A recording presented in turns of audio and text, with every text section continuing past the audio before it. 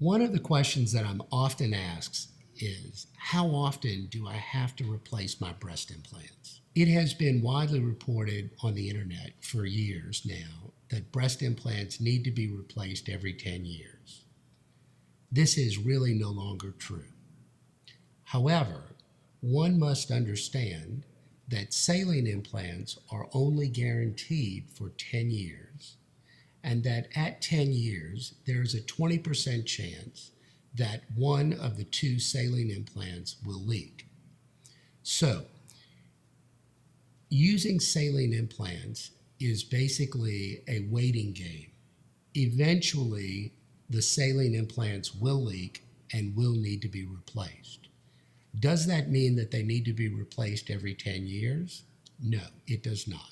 If you have saline implants and your implants are not giving you any problems, there is no reason to replace them other than the fact that you may want to go to a silicone implant, which has a softer, more natural feel and has lifetime longevity. Now, a word about silicone implants. Today's silicone implants are a completely different device than implants from only 20 years ago. If you have silicone implants that were placed in the 80s or 90s or the very early 2000s, you should have those silicone implants replaced.